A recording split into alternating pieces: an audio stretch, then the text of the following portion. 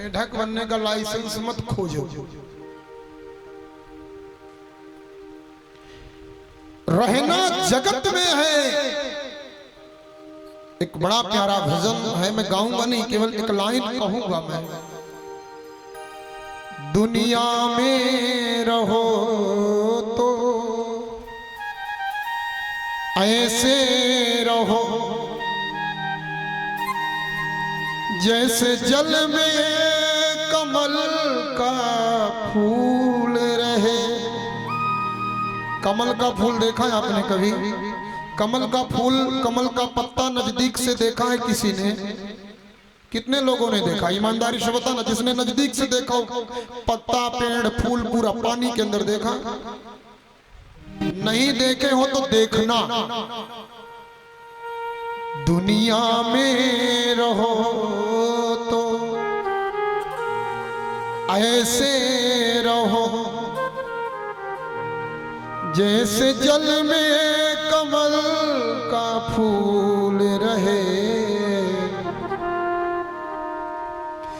कमल के फूल की, पत्ते की एक विशेषता है, कमल कीचड़ में खिलता है, लेकिन कीचड़ का एक भी बिंदु कमल के ऊपर चिपका नहीं होता है। रहता है क्या? नहीं। दूसरी बात, पानी में कमल का पत्ता डूबा रहता है, लेकिन पानी का एक रेशा भी स्पर्श नहीं करता। एक रेशा भी। दुनिया में ऐसे रहो जैसे नदी में नाव रहती। दुनिया में कैसे रहो? जैसे नदी में नाव रहती है। नदी के ऊपर नाव रहेगी तो तैरेगी, और नदी जब नाव में आ जाएगी तो नाव डूब जाएगी। आप दुनिया में रहो तब तक मौज में रहोगे, पर ध्यान रखना दुनिया आप में न आ जाए, ये ध्यान रखना। आप जगत में रहिए, जगत आप में न रहे। आप में कौन रहे? हमारे में भगवान रहे। हम जगत में रहे, हम संसार में रहे, लेकिन हमारे हृदय में, हमारे दिल में दुनिया न आए। हमारे दिल में सिर्फ गोविंद रहे, भगवान के सिवा कोई और न रहे। आइए आगे बड़ी सुंदर कथा, समुद्र मंथन की कथा बताई गई। मानव को अपने जीवन में एक विशेष ध्यान रखना। जितने लोग यहाँ बैठे हैं, भूल करके भी 5 का अपमान नहीं करना चाहिए। इन 5 का, जिसने इन 5 का अपमान किया उसको बचाने के लिए मेरा भगवान भी नहीं आता। वो 5 क्या है? बोले महाप्रसाद गोविंदे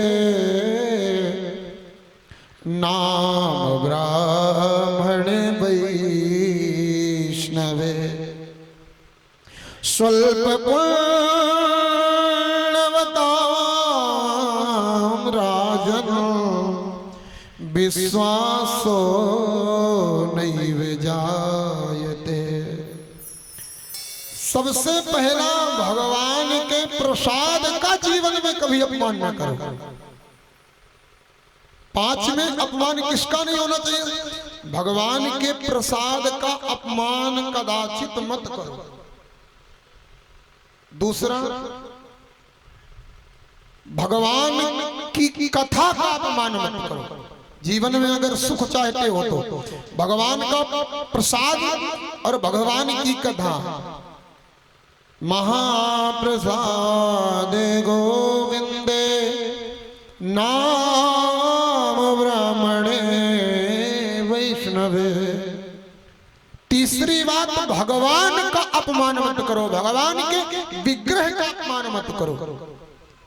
भगवान के विग्रह का अपमान क्या है? भगवान का अपमान क्या होता है? भगवान के सामने जाकर के पैर लंबा करना, भगवान के सामने जाकर के वो उपहास करना, भगवान के सामने जाकर के किसी की निंदा करना, चुगली करना, ये भगवान का अपमान है।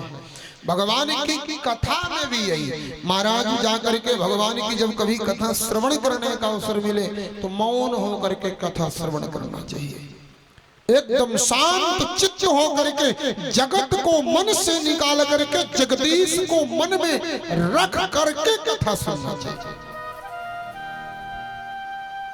भगवान का प्रसाद, प्रसाद चाहे वो किसी भी जाति के द्वारा दिया गया हो, किसी ने भी वह प्रसाद दिया है, वह प्रसाद को बड़े प्रेम से माथे पर लगा करके स्वीकार करना।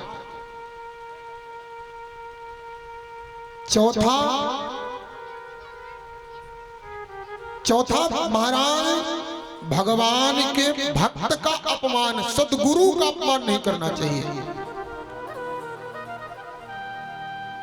और पांचवा माता पिता का कदाचित अपमान नहीं।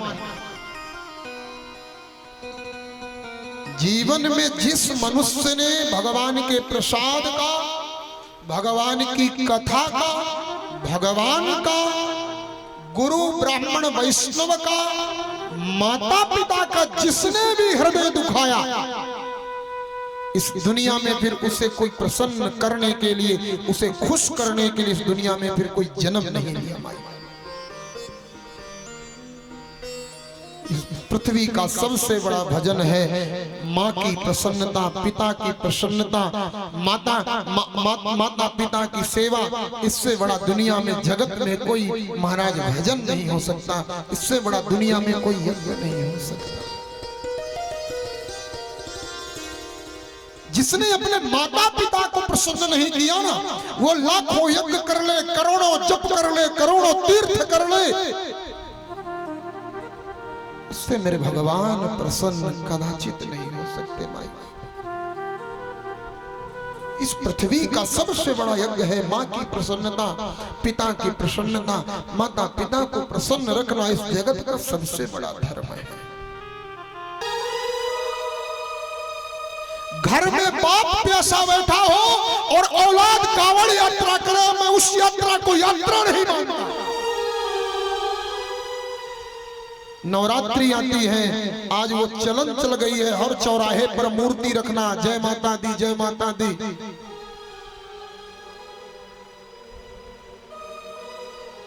वो उस मूर्ति के सामने, उस मिट्टी की मूर्ति के सामने लोग हलवा पूरी बांट रहे हैं। थोड़ा कड़वा है पर सच है, उस मिट्टी की मूर्ति के सामने लोग हलवा पूरी बांटते हैं। घर में मां भूखी बैठी है,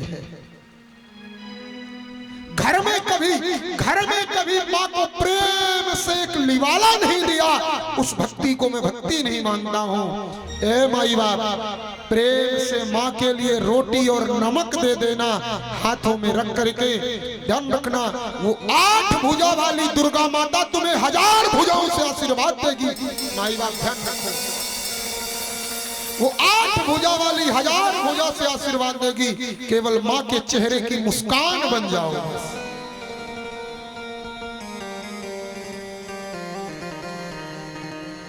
मंदिर में ना मिलेंगे, मस्जिद में ना मिलेंगे, मंदिर में ना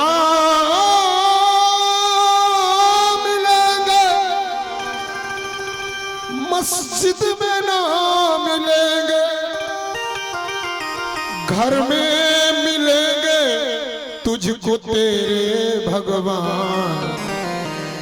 कर ले माँ को प्रणाम, कर ले पिता को प्रणाम, कर ले माँ को प्रणाम, कर ले पिता को प्रणाम, कर ले माँ को प्रणाम, कर ले पिता को प्रणाम, कर ले माँ को प्रणाम, कर ले पिता को प्रणाम, कर ले माँ को प्रणाम, कर ले पिता को प्रणाम। मंदिर में ना मिलेंगे, मस्जिद में ना मिलेंगे, मंदिर में ना मिलेंगे, मस्जिद में ना मिलेंगे, घर में मिलेंगे तुझको तेरे भगवान। कर ले माँ को प्रणाम, कर ले पिता को प्रणाम, कर ले माँ को प्रणाम, कर ले पिता को प्रणाम, कर ले माँ को प्रणाम, कर ले पिता को प्रणाम, कर ले माँ को प्रणाम, कर ले पिता को प्रणाम। श्री हरिदास तालियां बजने चाहिए भाव से।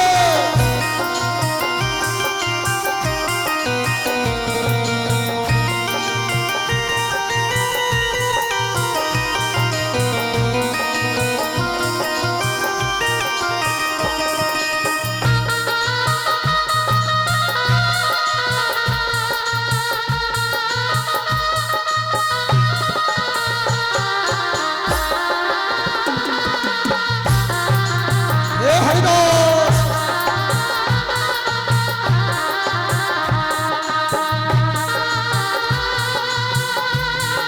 ताली सेवा होनी चाहिए भाव से।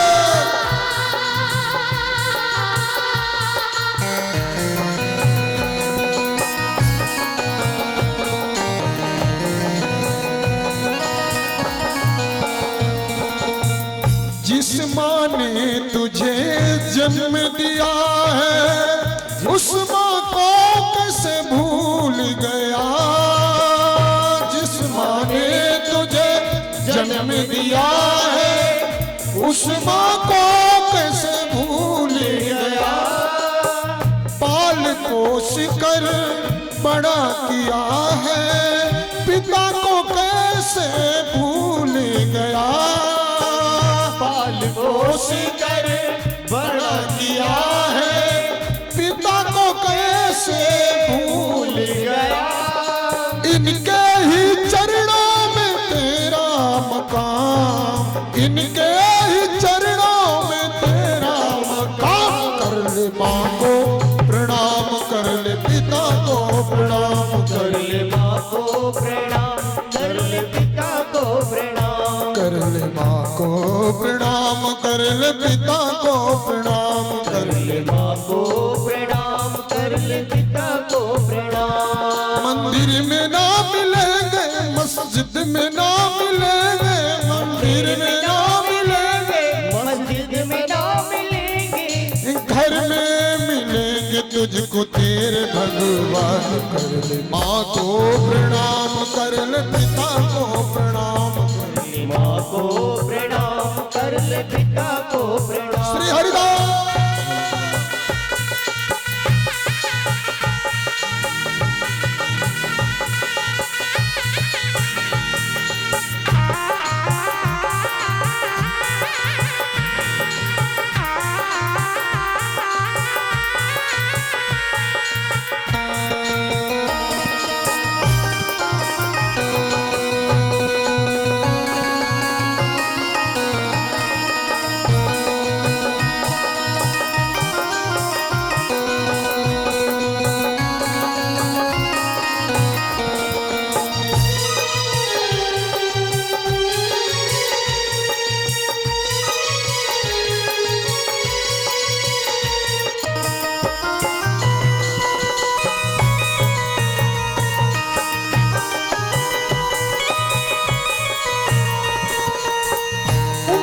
पकड़ कर चलना सिखाया, उंगली पकड़ कर चलना सिखाया, उंगली पकड़ कर चलना सिखाया, उंगली पकड़ कर चलना सिखाया। भूखे रह कर तुझको खिलाया, भूखे रह कर तुझको खिलाया, भूखे रह कर तुझको खिलाया, भूखे रह कर तुझको खिलाया। कष्ट अभी जो आया तुम पर, कष्ट कभी जो आया तुम पर, पाल तेरा साथ निभाया, हर पल तेरा साथ निभाया, हर पल तेरा साथ निभाया, हर पल तेरा साथ निभाया। ऐसे माँ बाप का करना अपमान, ऐसे माँ बाप का करना अपमान। माँ को प्रणाम कर ले, पिता को प्रणाम, करे माँ को प्रणाम, कर ले पिता को प्रणाम, कर ले माँ को प्रणाम, कर ले पिता को प्रणाम, कर ले माँ को प्रणाम, कर ले पिता को प्रणाम। मंदिर में ना मिलेगा, मस्जिद में ना मिलेगा, मंदिर में ना मिलेंगे, मस्जिद में ना मिलेंगे, मंदिर में ना मिलेगा, मस्जिद में ना मिलेगा, मंदिर में ना मिलेंगे, मस्जिद में ना मिलेंगे, घर में मिलेंगे तुझको तेरे भगवान। कर पिता को प्रणाम, कर ले माँ को प्रणाम, कर ले पिता को प्रणाम, कर ले माँ को प्रणाम, कर ले पिता को प्रणाम।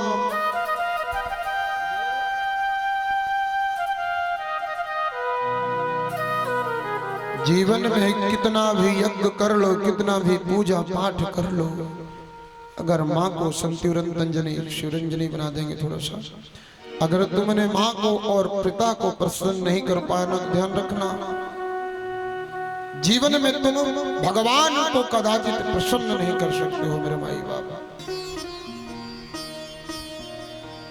महाप्रसाद गोविंद नाम ब्राह्मणे वैष्णवे, स्वल्प पुण्यवतान राजन विश्वासो नैव जायते।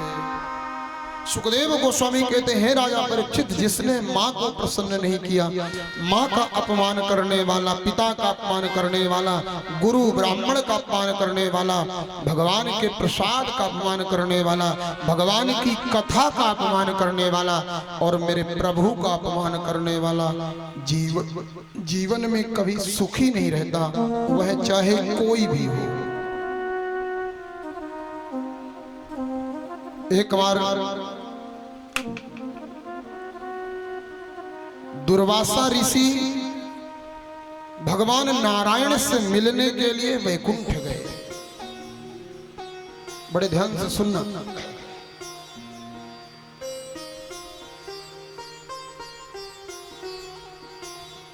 वैकुंठ में भगवान ने दुर्वासा जी को आया हुआ देखा।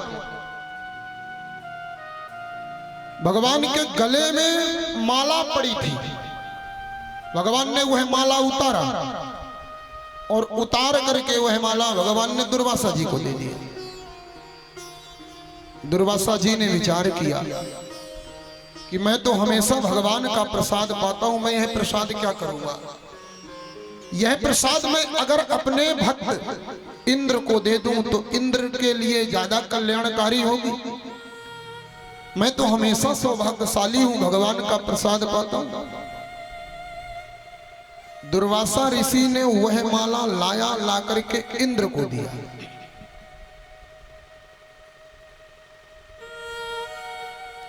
इंद्र ने वही माला लिया तो सही, गले में पहन लिया। ये वो लोग भी ध्यान दें जो मंदिरों में जाकर के मंदिर में फिर कहा करते हैं, एक माला देना महाराज।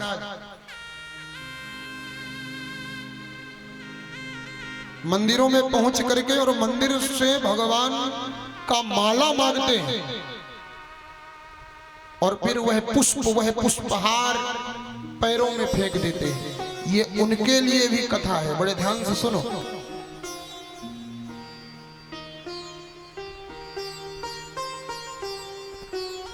इंद्र को दुर्वासा ऋषि ने वह हार दिया। इंद्र ने सोचा मैं सोना चांदी हीरे मोती जवाहरात पन्ना पुखराज जमानिक इत्यादि पहनने वाला मैं ये फूलों का माला क्या करूंगा। और इंद्र ने वह माला उतारा, उतार करके हाथी को पहना दिया। वहीं आ जाए, हाथी को पहनाया। हाथी क्या जाने माला की कीमत। हाथी ने सूंड में लपेटा और लपेट करके उस माला को पैरों से कुचल दिया।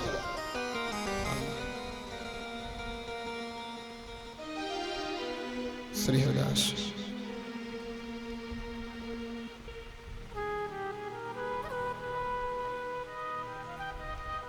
भगवान के श्री प्रसाद का अपमान हुआ। पूर्णिया से आदरणीय श्री यशवंत पटेल जी पधारे हैं, हमारे पूर्व कथा के यजमान, और आदरणीय श्री रघुवीर जी पधारे। हृदय से स्वागत वंदन आप लोगों का। प्रेम से एक बार भाव से बोलेंगे श्री राधे। महाराज, माला का इंद्र ने अपमान किया। इंद्र ने वह माला जो भगवान ने प्रसाद दिया संत को, संत ने दिया वह प्रसाद इंद्र को, इंद्र ने वह प्रसाद हाथी को दिया, हाथी ने पैरों से कुचल दिया। ये बात नारद महाराज दुर्वासा जी देख रहे थे। दुर्वासा जी ने श्राप दिया, जा धूर्त इंद्र, तुमने भगवान के श्री प्रसाद का अपमान किया है। मैं तुम्हें श्राप देता हूं कि तुम घमंड में चूर्ण होकर के भगवान के प्रसाद का अपमान किए हो। तुम्हारा राज सत्ता का नाश हो जाए, धन नष्ट हो जाए, तुम्हारा शक्ति नष्ट हो जाए, तुम्हारा बल पौरुष नष्ट हो जाए, मैं श्राप देता हूं।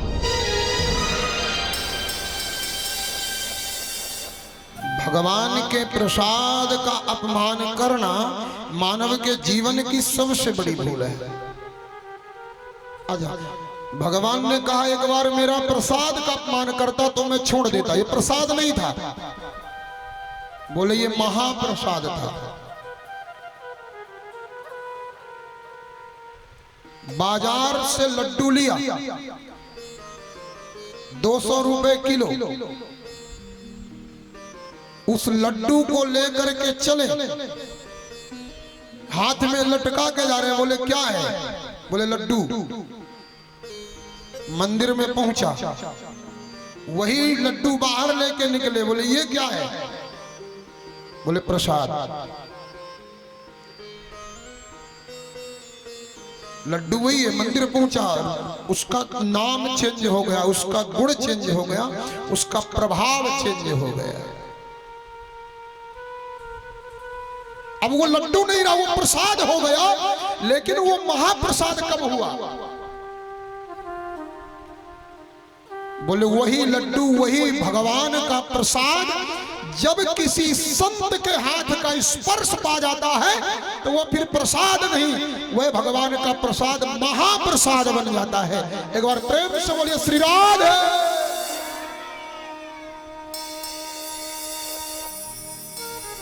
वह महाप्रसाद होगा।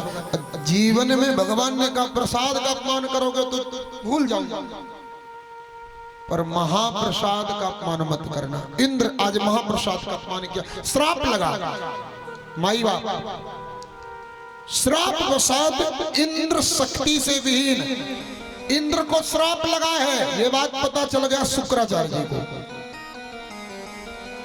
गुरु मेहरबान तो चेला पहलवान,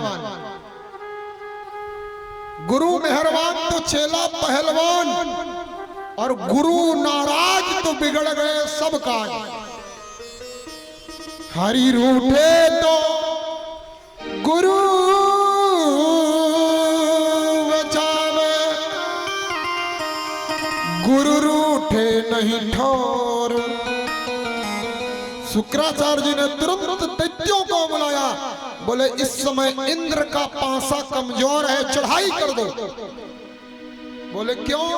बोले गुरुदेव नाराज हैं, संत नाराज हैं, जाओ चढ़ाई करो। और राक्षसों ने, दैत्यों ने जाकर के स्वर्ग में चढ़ाई कर दिया। माई बाप भाव से सुनेंगे, प्रेम से। इंद्र शक्ति से हीन हो चुका था क्योंकि श्राप लगा था। मार मार करके महाराज परास्त कर दिया। इंद्र को छिपने के लिए जगत में कोई जगह नहीं बची। स्वर्ग का सिंहासन दैत्यों ने छीन लिया। स्वर्ग में राज करता था इंद्र, अभिमान के कारण इंद्र का राज्य गया। मैंने कल निवेदन किया कि अहंकार में तीन गए, धन वैभव अरु वंश, अहंकार में तीन गए, धन वैभव अरु वंश, ना मानो तो देख लो रावण दुर्योधन कंस। ये प्रमाण है जीवन में घमंड राम नहीं आए तो कल्याण हो जाए। एक बड़ी आफत है, और कुछ आए चाहे ना आए, घमंड पहले आता।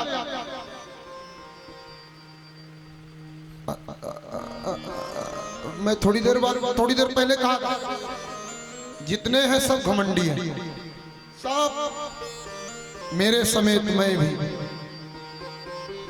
एक दो कोई बचा हो तो बात अलग। किसी को धन का घमंड, अपन तो इतने पैसे वाले हैं। किसी को घमंड है जमीन का, हम तो इतने बड़े जमींदार हैं। किसी को घमंड है पद का, मैं इतने बड़े पद में बैठा हूं। किसी को घमंड है परिवार का, हम इतने बड़े परिवार वाले हैं। किसी को घमंड है जाति का, मैं इतनी ऊंची जाति का हूं। किसी को घमंड है अपनी विद्या का, मैं इतना पढ़ा लिखा हूं। किसी को घमंड है अपने रूप का, और किसी को अगर कोई घमंड नहीं है ना तो उसको यही घमंड है। हमें तो देखो भाई कोई घमंडी नहीं, हमें कोई घमंड नहीं। अब यही घमंड लेकर घूम रहे हो, कौन निपटेगा? घमंडी मैं भी हूं, पक्का घमंडी मैं। अब घमंड किसका होगा? पैसा है नहीं, ताकत है नहीं, विद्या भी नहीं है, रूप भी नहीं। अब घमंड काहे का होगा? तो घमंड सिर्फ मेरे जीवन में एक ही विषय का है कि मैं अपने श्री राधा कृष्ण भगवान का हूं, बाके बिहारी का हूं, और बाके बिहारी मेरा। भगवान करे यही घमंड आपको भी।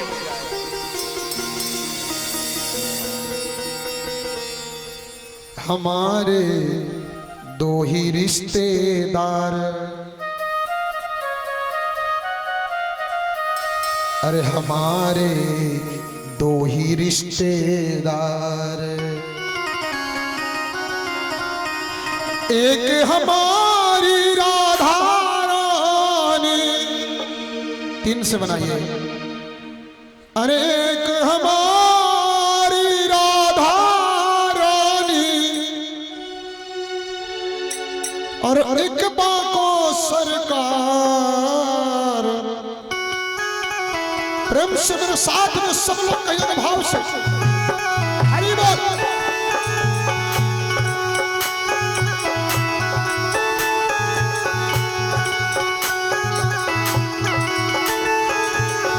अरे हमारे दो ही रिश्तेदार, हमारे दो ही रिश्तेदार, हमारे दो ही रिश्तेदार, हमारे दो ही रिश्तेदार।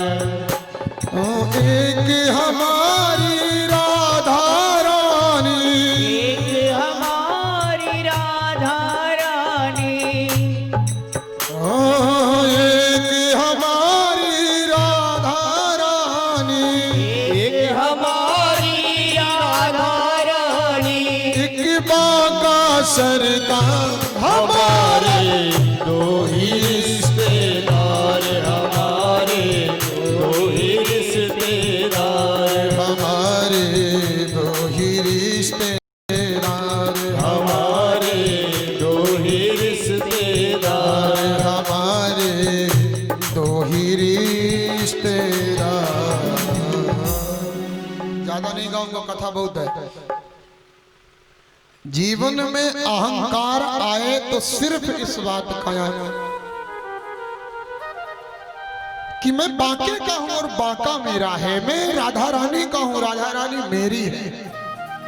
और जिसके जीवन में ये अहंकार आ गया ना, आनंद हो गया, आनंद हो गया। इंद्र को अहंकार आया, महात्मा को श्राप लगा। महात्मा के श्राप लगने के बाद शुक्राचार्य जी ने दैत्यों को भेजा, दैत्यों ने राज्य छीन लिया।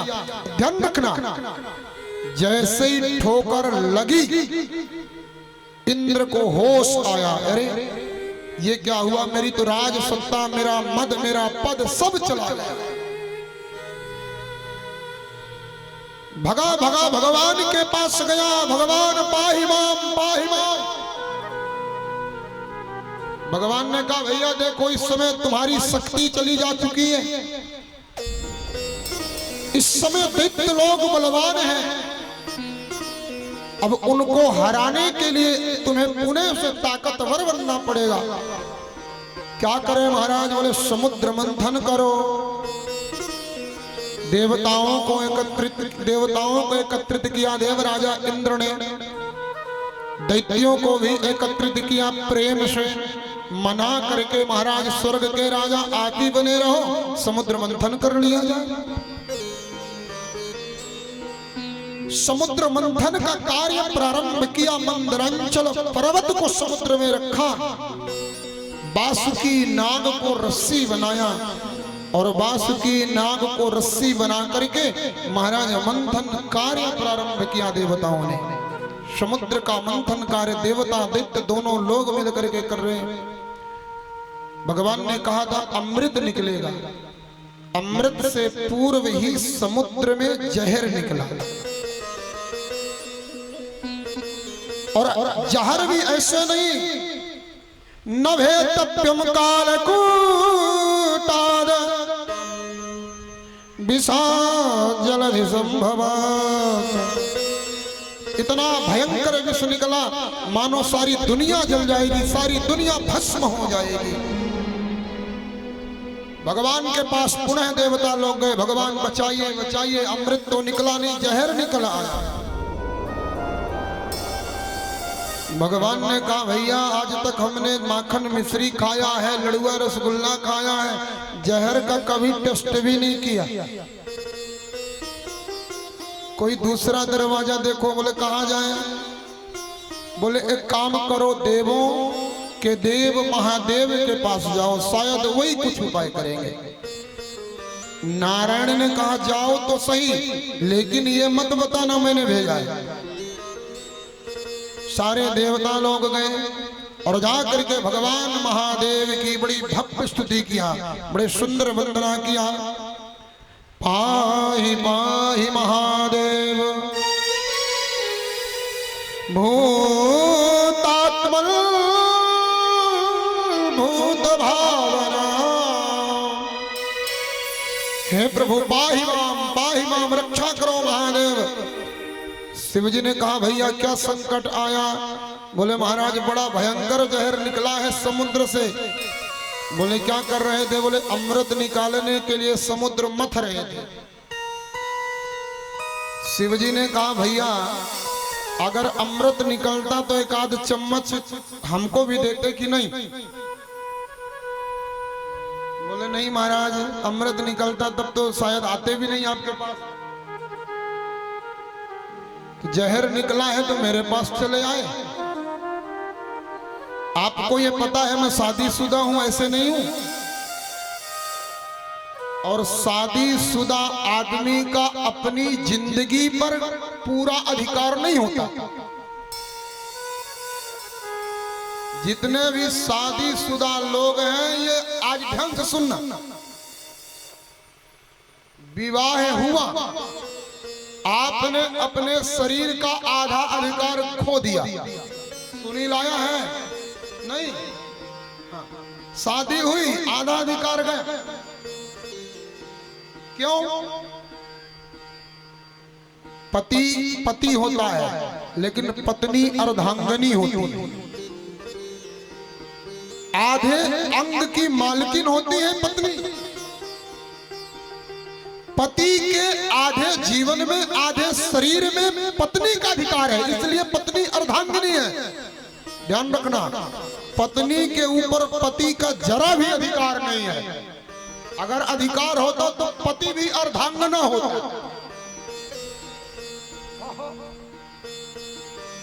योगी जी है,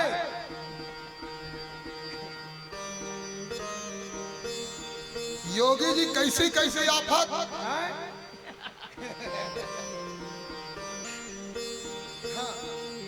शादी ऐसा लड़ुआ है जो खाता वो पूरी जिंदगी पछताता है, और जो नहीं खाता तो वो तब तक पछताता जब तक नहीं खाता। खाने के बाद फिर वो पछताने लायक बचता ही नहीं। हाँ, भगवान महादेव ने कहा सारी दुनिया का मालिक मैं हूं, पर अपना मालिक खुद मैं नहीं। अब तुम कह रहे हो जहर पियो, भला बताओ बिना पार्वती से कहे जहर कैसे पी लूं? जहर मुझे पिलाना है अगर तो जाओ पहले पार्वती से आज्ञा लेके आओ। अब देवताओं ने कहा अच्छे फंसे, ये तो भोलेनाथ है, भोले भाले हैं, जैसे तैसे करके मना के इनको पिला दे। ध्यान से सुनना। अब पार्वती जी मैया को कैसे मनाएंगे? भला कोई दुनिया में ऐसी पत्नी है जो अपने पति को कहे जाओ जहर पी लो? लेकिन देवता लोग गए, मां भगवती की स्तुति की है। या श्री स्वयं सुकृत नाम भवने स्वलक्ष्मी पापात्मनाम कृत धियाम हृदये सुबुद्धिम श्रद्धां सदां कुलजन प्रभवस्य लज्जा ताम त्वाम नतास्मि परिपालय देवी विश्वम। मैया ने कहा देवताओं क्या हुआ? बोले बड़ा संकट है माई, कृपा करो। बोले क्या हुआ? बोले समुद्र का मंथन किए जहर निकला, कृपा करो महादेव को बोल दो ना जहर पी ले। मैया ने कहा जहर उनको पीना है, बोलूं मैं? हाँ, बोले उन्होंने तो आपके ऊपर सारी बात कह दिया, अगर पार्वती बोले तो मैं जाके जहर पी लूं। मां ने ध्यान करके देखा कि अगर मेरे विश्वनाथ भगवान भोलेनाथ जहर नहीं पिएंगे तो सारी दुनिया जल करके राख हो जाएगी। मैया ने स्वयं जाकर के महादेव से निवेदन किया, हे प्रभु जगत की रक्षा के लिए आप जहर पी जाइए। मां ने ऐसा क्यों कहा? क्योंकि मां पार्वती महादेव की महिमा को जानती है। भगवान शिव की महिमा को मां पार्वती जानती है, इसलिए मां कहती है जाइए आप जहर पीजिए, आप लोग मत टेस्ट करना घर जाके। हाँ, अने निपट जाएंगे। शिव जी महादेव है। हाँ, पी सकते हैं। मैया ने कहा जाओ जहर पियो। भगवान महादेव ने नाहम हाला हलम मन्ने विषाद जलध संभवात नाभे तप्यम काल कूटाद। इतना भयंकर जल भगवान शिव ने प्याले में उठाया और उठा करके मेरे महादेव ने वो भयंकर जहर पान कर लिया। नमः पार्वती पतये हर महादेव। जहर पीते पीते महादेव को याद आया, मेरे हृदय में भगवान राम जी बैठे हैं, मैं इस जहर को पीऊं, अगर अंदर ले गया ना तो मेरे राम जी जल जाएंगे। जहर अंदर नहीं ले गए मेरे महादेव, जहर को गले में रोक लिया। मेरे हृदय में राम जी हैं, मेरे राम जी को तकलीफ होगा, उनको वो जल जाएंगे इस जहर के प्रताप से। महादेव ने जहर को कंठ में रोका, जहर के प्रभाव से महादेव का कंठ नीला हो गया और उसी दिन से मेरे महादेव का नाम होता है। बोले नीलकंठ महादेव की। भगवान शिव का नाम उसी दिन से नीलकंठ होता है। आइए बड़े प्रेम से शिव बाबा की स्तुति करते हैं।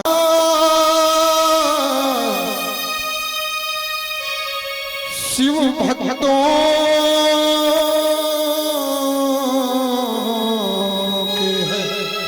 मन में शिवाला।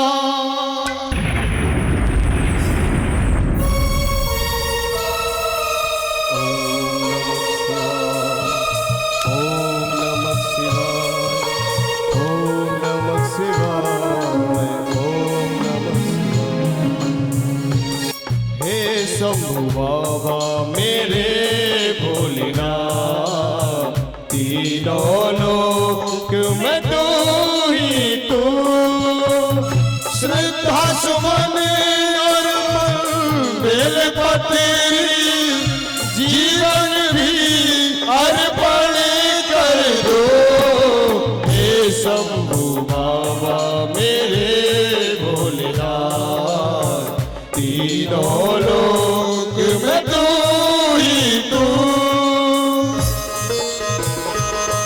आशे हर हर महादेव।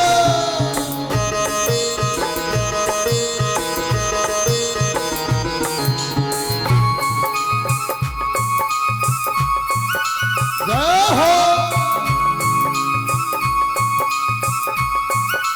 श्री हरिराम।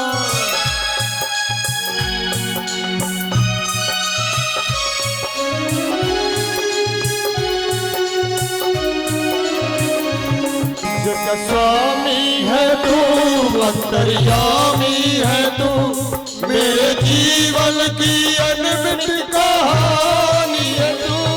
जग का स्वामी हम विश्वनाथ भाषण ताली सेवा करते हुए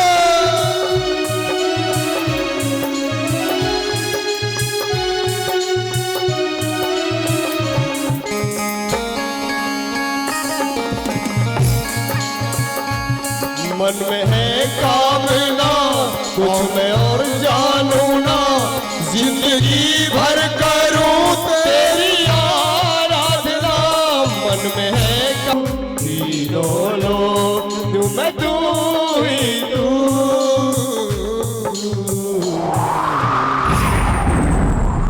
बोले शंकर भगवान की जय हो। हम पार्वती पतये हारे हरे महादेव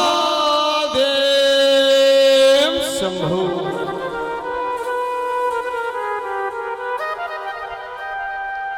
भगवान महादेव ने वह भयंकर काल कूट जहर शिव जी ने पान किया।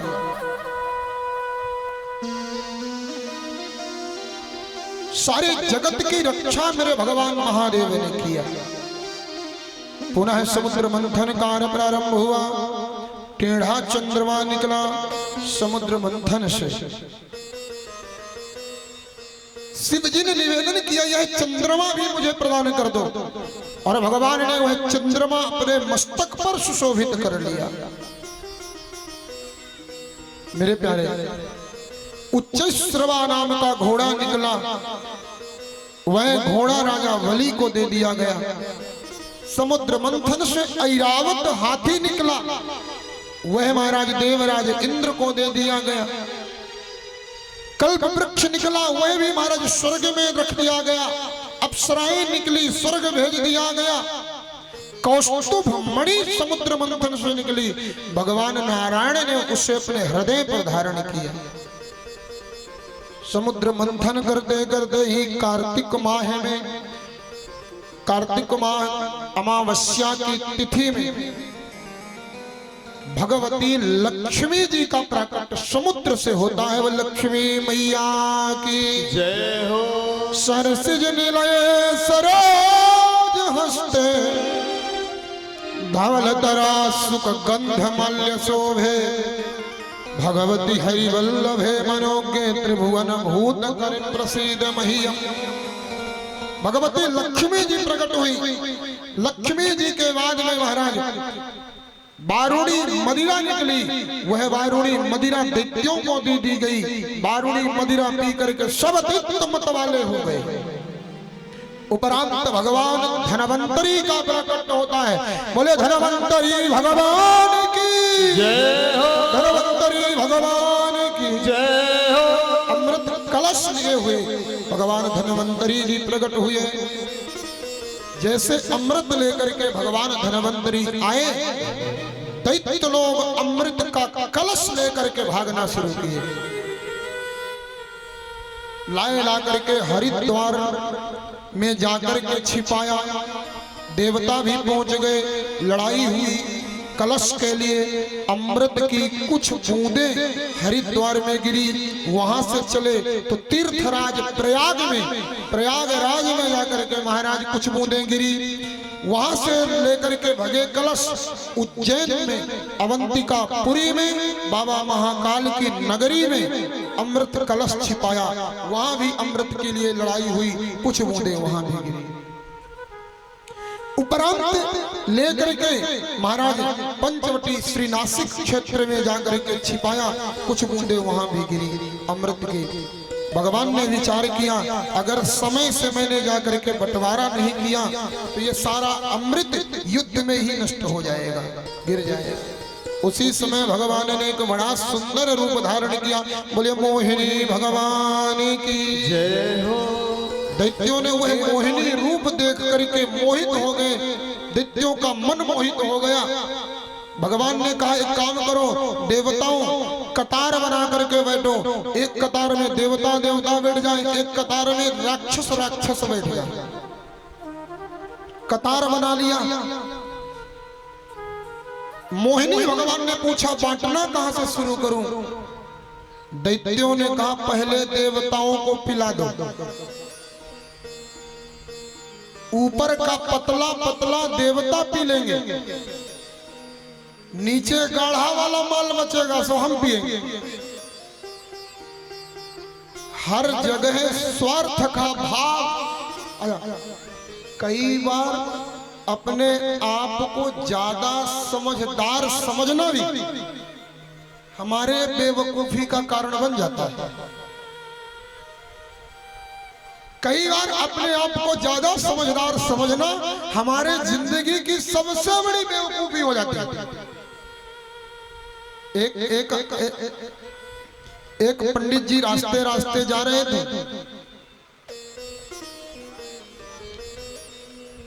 बढ़िया आराम से चले जा रहे थे। सामने से एक वकील साहब चले आ रहे थे।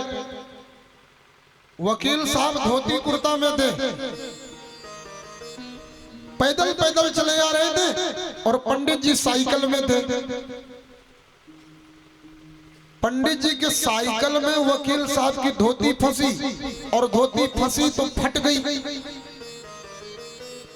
वकील साहब ने कहा, 3000 रुपए की धोती है पंडित जी, अभी के अभी देना पड़ेगा।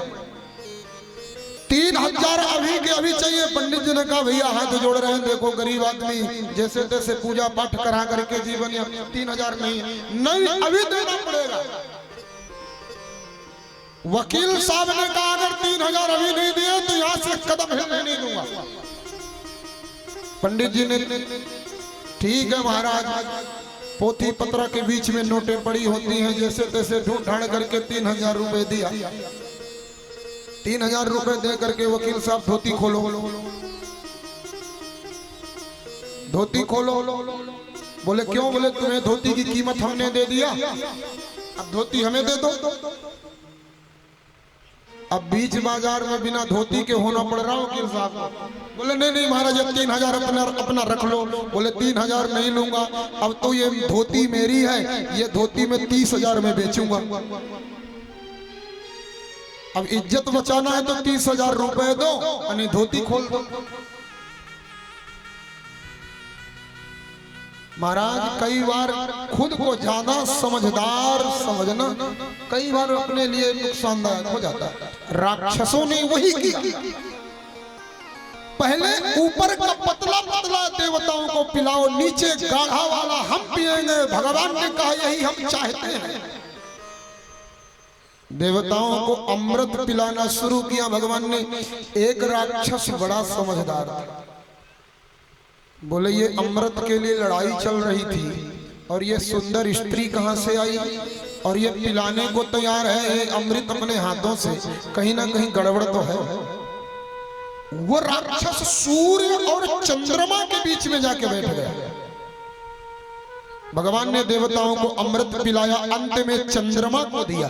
चंद्रमा ने वह अमृत पान किया। अमृत पीने के बाद चंद्र नारायण के महाराज उस राक्षस को भगवान ने अमृत पिलाया।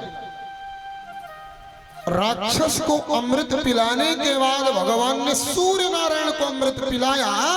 इतने में राक्षस उठ करके खड़ा हुआ। पंगत लगी हो तो जो बीच में उठ के खड़ा हो जाए समझ लेना राक्षस है। पंगति से बीच से वही उठता है जो राक्षस हो।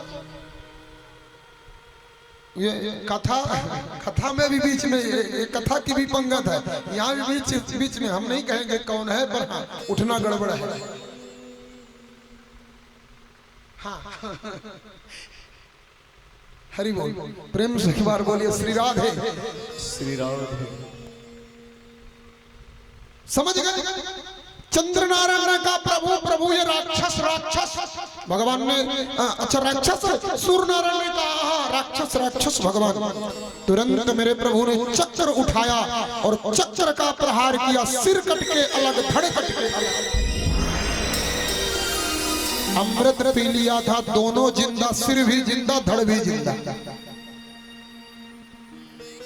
आज भी जिंदा है। एक राहु बना, एक केतु बना।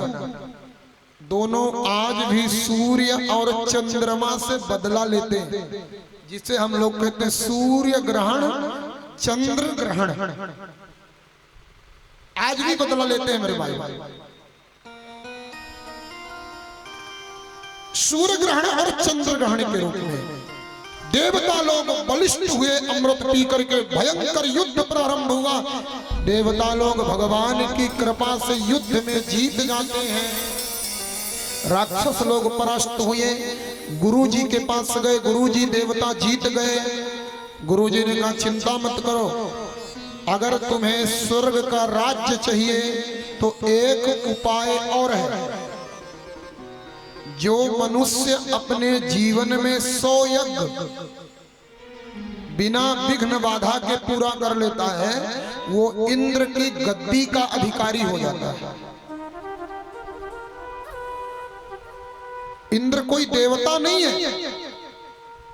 इंद्र कोई देवता नहीं होता है। इंद्र एक गद्दी का नाम है। जैसे कि सरपंच कोई आदमी नहीं होता, एक पद का नाम है। उसमें जो बैठ जाए वही सरपंच साहब। विधायक कोई गद्दी का नाम नहीं। विधायक किसी आदमी का नाम नहीं, विधायक एक पद का नाम है। ठीक उसी प्रकार से इंद्र एक पद है। जो मनुष्य 100 यज्ञ पूरा कर ले, या देवता या राक्षस कोई भी 100 यज्ञ अगर पूरा कर लेता है, वह इंद्र की गद्दी में बैठने का अधिकारी होता है। शुक्राचार्य जी ने राजा बलि का यज्ञ प्रारंभ कराया। 99 यज्ञ पूरे हो गए। 100वां यज्ञ का संकल्प दिया। देवताओं की मां अदिति संकट में आ गई। अगर 100वां यज्ञ पूरा हो गया तो मेरे बेटे की गद्दी चली जाएगी। तो मैया अदिति ने पति की खूब सेवा करी। पति प्रसन्न हुए। पतिदेव ने कहा बोलो देवी क्या आशीर्वाद दूं।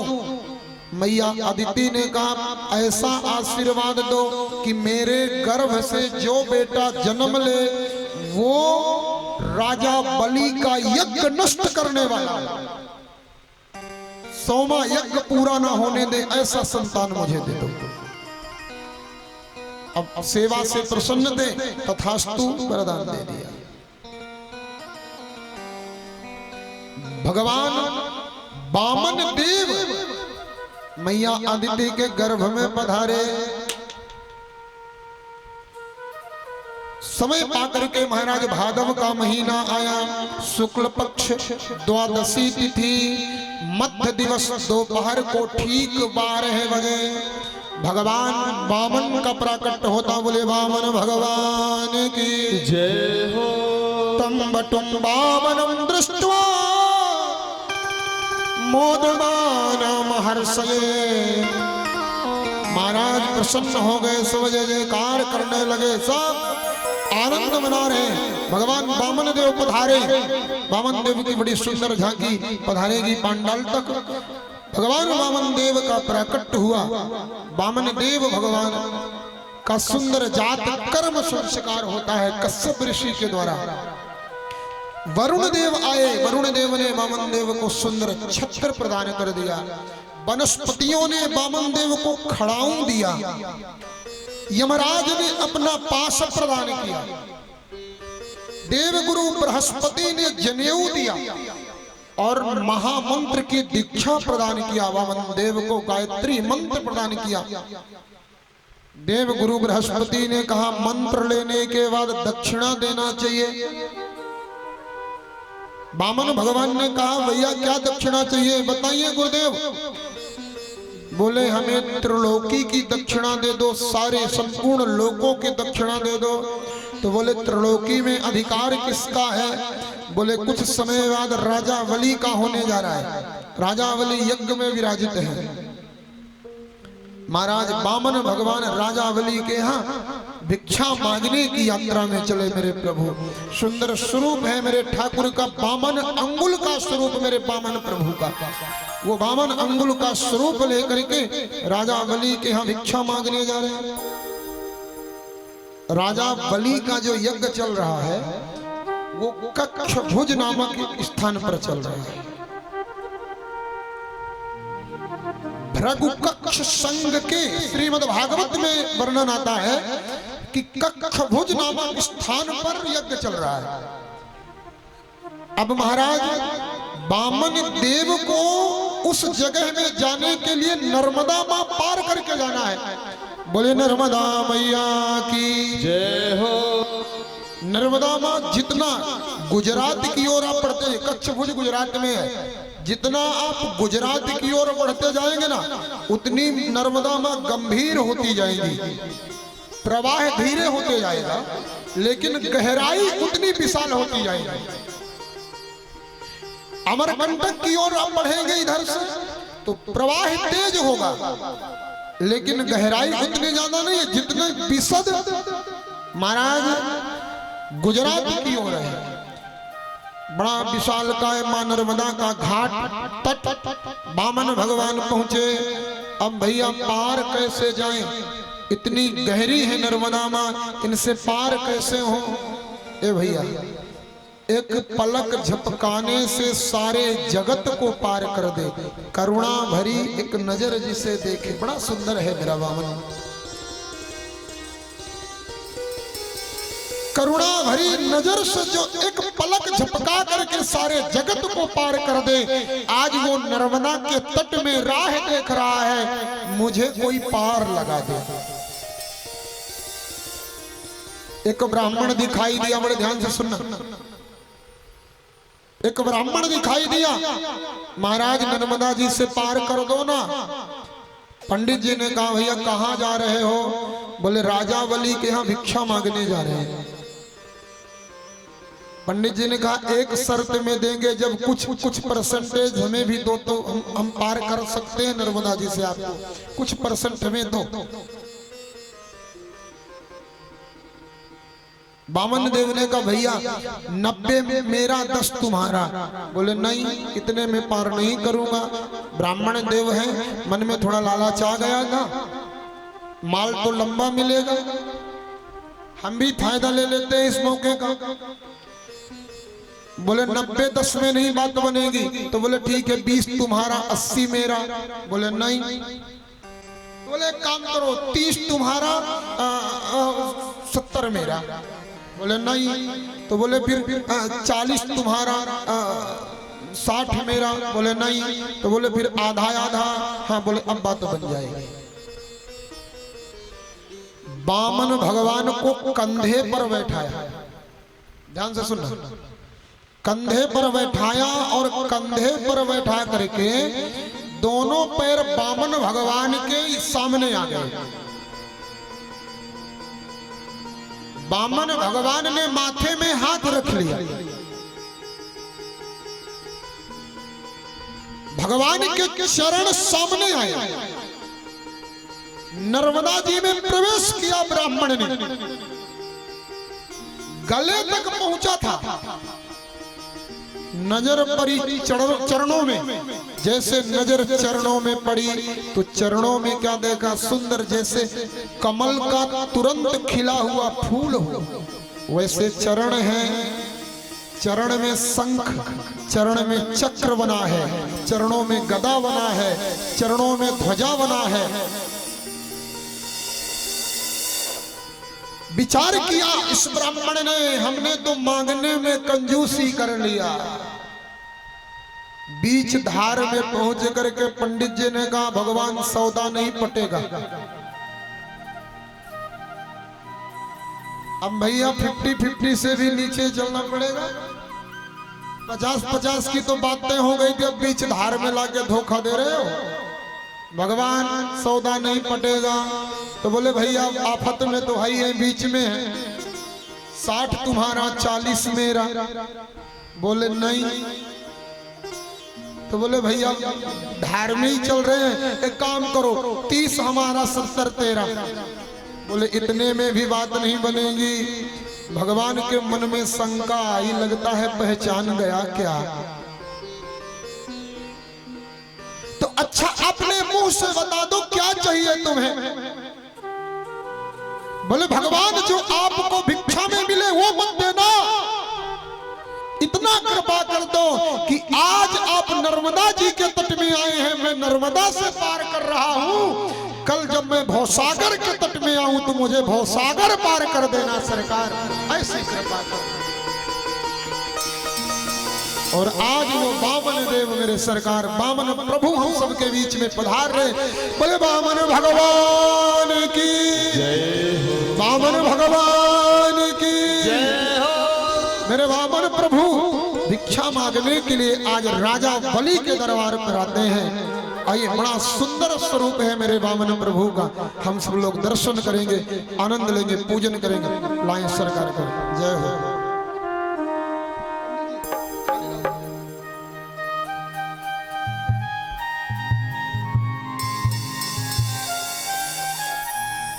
आज वो परमात्मा जो सारी दुनिया को देता है, वो स्वयं भिक्षा मांगने के लिए चला है। बोले बामन भगवान की जय हो।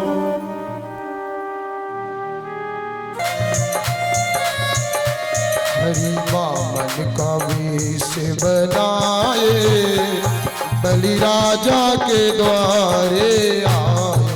हो हरि बामन का वेश बनाए, बलि राजा के द्वारे आए। हो बलि राजा के द्वारे आए, बलि राजा के द्वारे आए। ओ बलि राजा के द्वारे आए, बलि राजा के द्वारे आए। हरि बामन का वेश बनाए, बलि राजा के द्वार आए।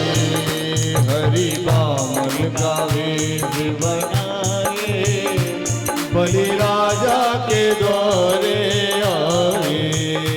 उनके छोटे छोटे पाँव, उनके छोटे छोटे हाथ, उनके छोटे छोटे पाँव, उनके छोटे छोटे हाथ, उनके छोटे छोटे पाँव, उनके छोटे छोटे हाथ, उनके छोटे छोटे पाँव, उनके छोटे छोटे हाथ। पैरों में खड़ाऊ सुहाए, बलि राजा के द्वारे आए।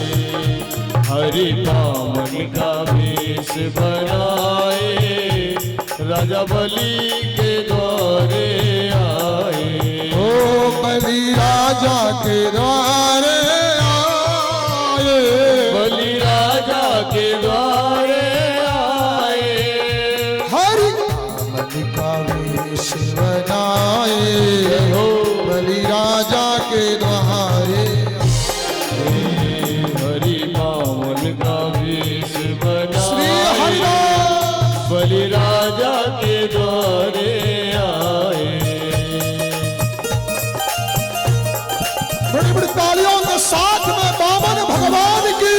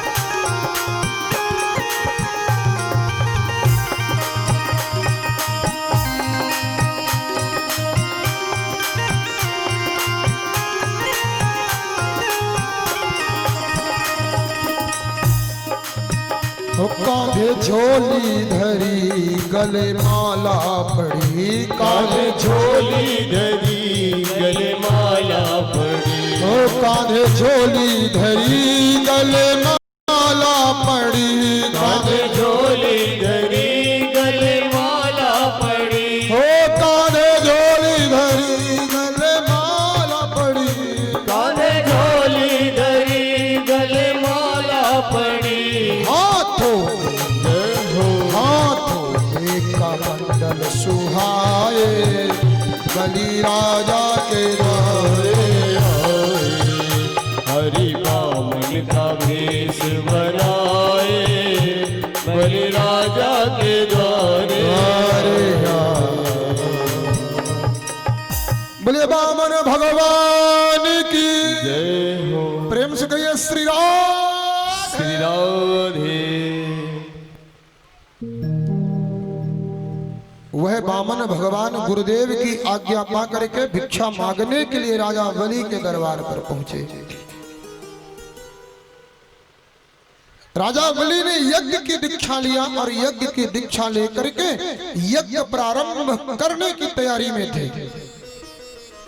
इतने में बामन देव राजा बलि के महाराज सुंदर राज्य परिसर पर प्रवेश कर रहे हैं। दौड़े दौड़े जा करके सैनिकों ने महाराज बलि को निवेदन किया, महाराज महाराज आज एक बड़ा तपस्वी ब्राह्मण अपने यहाँ आया है, अपने राज्य में आया है।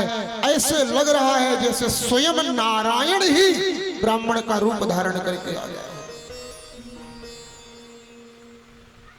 राजा बलि को जैसे सूचना मिली, राजा बलि बामन भगवान के दर्शन के लिए चले। हरि बोल।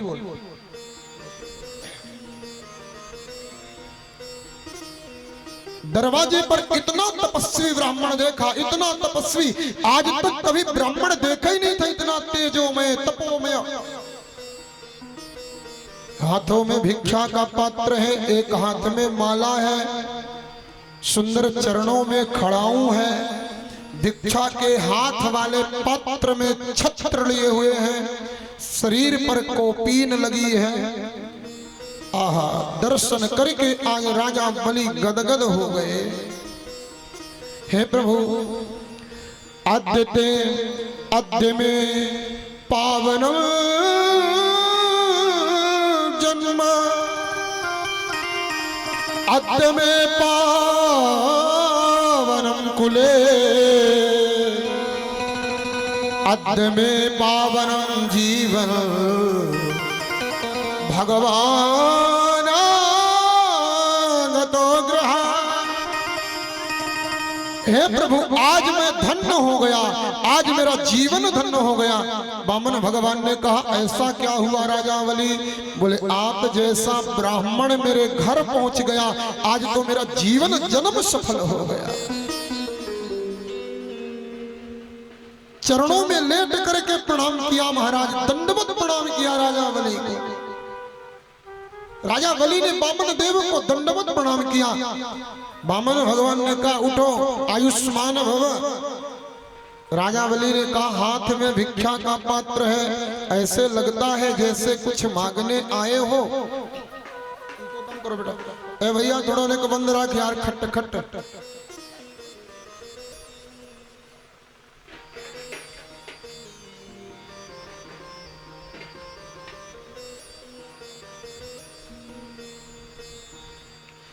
आज मेरा जीवन धन्य हो गया प्रभु, आपके दर्शन को। आपके हाथ में भिक्षा का पात्र, कुछ चाहिए क्या? बामन भगवान ने कहा, क्या दे सकते हो? रहने दो, कुछ नहीं चाहिए। नहीं नहीं, मांग लो, कुछ तो मांग लो। नहीं, कुछ नहीं चाहिए। नहीं नहीं, मांगो महाराज, हाथ में भिक्षा का पात्र है। बामन भगवान ने कहा, रहने दो। नहीं, कुछ नहीं। नहीं नहीं, मांगो। चलो चुप रहो। पूजा का समय हो गया और तुरंत बामन भगवान ने आंख बंद किया, वहीं पर आसन लगाया और माला जाप शुरू कर दिया। अब राजा बलि की और श्रद्धा बढ़ गई। बड़ा तपस्वी ब्राह्मण है, देखो, पूजा करने में लग गया। पूजा का समय हो गया, पूजा करने में लग गया। बड़े प्रसन्न हुए। राजा बलि ने चरणों में अब तो लोट लोट के विनती करें, महाराज आज तो कुछ लेकर के जाना पड़ेगा। वामन भगवान ने कहा सोच लो। बोले मैंने सोच लिया, आप मांग लो क्या चाहिए। बोले गाम गैया ले लो। बोले नहीं। बोले कांचनम सोना ले लो। वामन भगवान ने कहा नहीं। बोले गैया दोगे तो गैया बांधने के लिए घर चाहिए। राजा बलि ने कहा सोने का घर दूंगा। बोले घर दोगे तो फिर साफ सफाई वाली भी चाहिए। तो बोले कोई गांव से सुंदर ब्राह्मण कन्या का जुगाड़ करवा दूंगा। बोले नहीं, अगर आप ब्राह्मण कन्या दिलाओगे तो उसके लिए भी राजमहल चाहिए। तो राजा बलि ने कहा गुणवद धाम पृष्ठम, आप राजमहल के लिए अगर बोलो तो हे ब्राह्मण देवता मैं अपने जैसा राजमहल बना के दूंगा, लेकिन मांगो। बोले रहने दो, अब घर मकान दोगे तो फिर निकलने के लिए गली भी तो चाहिए, सड़क भी तो चाहिए। बोले बना कर दूंगा। बोले सड़क दोगे तो फिर वाहन भी चाहिए। बोले सोने का रथ 1000 हाथियों से जुता हुआ रथ दूंगा, मांगो क्या चाहिए। बोले बहुत मन है देने का। क्या? बोले हाँ। इतने में शुक्राचार्य आए। बोले कौन है? राजा बलि ने कहा देखो ना गुरुदेव, आज अपने घर में बामन आए हैं। शुक्राचार्य जी ने कहा न बामन है न तिरपन, ये छलिया है, छल करके चला जाएगा, चक्कर में मत पड़ना। नहीं नहीं गुरुदेव ये तो बामन है। अरे बामन नहीं, वो भगवान है। राजा बलि कहता है अगर आज वो भगवान भी मांगने मेरे सामने आया है तो ये मेरा सौभाग्य है, मेरे जीवन की सार्थकता है कि वो परमात्मा मेरे सामने भिखारी बन करके खड़ा है। इससे बड़ा और क्या सौभाग्य हो सकता है मेरे जीवन का? इससे बड़ा मेरे जीवन का और कोई सौभाग्य नहीं होगा। ये मेरे जीवन का सर्वश्रेष्ठ सौभाग्य है कि मेरे दरवाजे में भगवान भिखारी बन करके आया है। मांगो क्या चाहिए। वामन भगवान ने कहा बहुत ही देने की इच्छा है। तो तस्मात् तो महीमी सद वृणे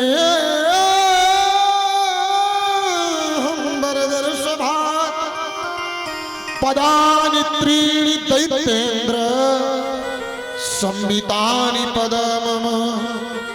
आपके मन में अगर बहुत ही देने का कर रहा है तो 3 पग भूमि दे दे।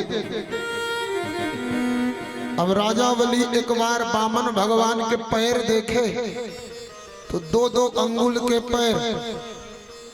बोले 3 पैर जमीन मांग रहा। और एक बार अपने राजपाट को देखे। बोले महाराज तुम्हें 3 पग भूमि दे दूंगा, लेकिन मेरा जमाने में कितना मजाक उड़ेगा कि एक ब्राह्मण आया था राजा बलि जैसा दानी 3 पग भूमि दिया। 3 पग भूमि में आपका कमंडल भी रखते नहीं बनेगा, क्या करोगे? और कुछ मांगो, हमें तो 3 पग ही चाहिए। हाँ। राजा बलि ने कहा बड़ा जिद्दी ब्राह्मण है। महाराज ठीक है मैं 3 पग भूमि दूंगा, लेकिन तुम्हारे पैरों में नाप के नहीं। हमारे यहाँ इतने बड़े बड़े राक्षस हैं, उनके एक पैर में कम से कम 50 किलोमीटर आ जाएगा। तो उनके पैर में नपा करके 150 किलोमीटर दे देते। 3 पैर नापेंगे 150 किलोमीटर आ जाएगा। वामन भगवान ने कहा बदल रहे हो। मैंने कहा संहितानि पदाम, मेरे पैर में नाप करके दो। शुक्राचार्य जी ने कहा चक्कर में मत पड़ना, चेला नहीं लुट जाएगा। चक्कर में मत पड़ना, ये लूट जाएगा। अच्छा तुरंत वामन भगवान ने कहा वैसे मैंने ज्योतिष की पढ़ाई किया है। मेरी ज्योतिष कहती है कि ये जो सामने खड़ा है ये तुम्हारा गुरु है। राजा बलि कहते हैं तो ब्राह्मण बड़े जानकार है महाराज। हाँ महाराज ये बिल्कुल मेरे गुरु है। माई लोग 5-10 मिनट और बैठे हो, थोड़ा सा शांति बना करके, नंदोत्सव है, शांति से बैठिए थोड़ी देर। राजा बलि की और श्रद्धा बढ़ गई। कितना जानकार ब्राह्मण, बिना बताए जान लिया ये मेरा गुरु। अरे महाराज तो और क्या जानते हैं? अरे बोले बहुत कुछ जानता हूं। राजा बलि ने कहा तो बताओ ना महाराज, किसके बारे में बताऊं? राजा बलि ने कहा चलो हमारे गुरुए जी के बारे में बताओ। तो बोले हमारी ज्योतिष कहती है कि तुम्हारा गुरु अभी कुछ देर बाद पागल हो जाएगा। पागल हो जाएगा? हाँ, कुछ ही देर, बस कुछ ही देर बाद। तुम संकल्प करो। शुक्राचार्य ने कहा रहने दो, मत करना चेला, मत करना। राजा बलि ने कहा चुप चुप चुप, कैसे गुरु हो? देखते नहीं हो ब्राह्मण ने बताया तुम पागल हो चुके हो। शुक्राचार्य चक्कर में पड़े कि ये कैसा ब्राह्मण आया है हमारे चेले के घर में आके और हम ही कोई पागल घोषित कर दी। शांत खड़े रहो, कुछ बोलना मत। राजन तुम संकल्प करो। और संकल्प जैसे कराया, हाथ उठाओ और एक कमंडलू उठाओ। शुक्राचार्य जी ने कहा राम राम। देखते देखते चेला लूटा जा रहा है, तुरंत छोटा रूप बनाया, कमंडल में घुस गए। कमंडल में घुसे। अगर पानी नहीं गिरेगा तो संकल्प नहीं होगा, संकल्प नहीं होगा तो मेरा चेला लूटेगा नहीं। अब कमंडल में जाके टोटी में छोटा रूप बना के टोटी में जाके बैठ गए और एक आंख लगा करके टोटी से बाहर तमाशा देखे कि क्या हो रहा है। एक आंख टोटी में इसे लगा के बैठे। पानी कमंडल से नहीं गिर रहा। बामन भगवान ने ध्यान करके देखा, अच्छा ये हाल है, रुको चेले के हाथ से एक दुकान बंद करा दूंगा। अभी एक आंख चेला के हाथ से फोड़वाऊंगा, देखो। बामन भगवान ने कहा क्यों भैया, ये कमंडल कौन होता है तुम्हारे यहाँ? लगता है कमंडलों में कचरा है, कैसे साफ हो? बामन भगवान ने अपने हाथों से बढ़िया नुकीला कुछ दिया। ठोको एक बार जोर से। इधर आंख लगा के बैठे हैं कमंडल में। एक जोर का झटका दिया महाराज सो, एक तो गई। तुरंत बाहर निकले कमंडल से। चेला चेला आंख फोड़ दिया। लोग गुरुजी कमंडल में क्या कर रहे थे? अभी थोड़ी देर पहले ठीक ही कहा था बामन भगवान ने, गुरु पागल हो जाएगा। ठीक ही पागल ना होते तो कमंडल में क्यों घुसते?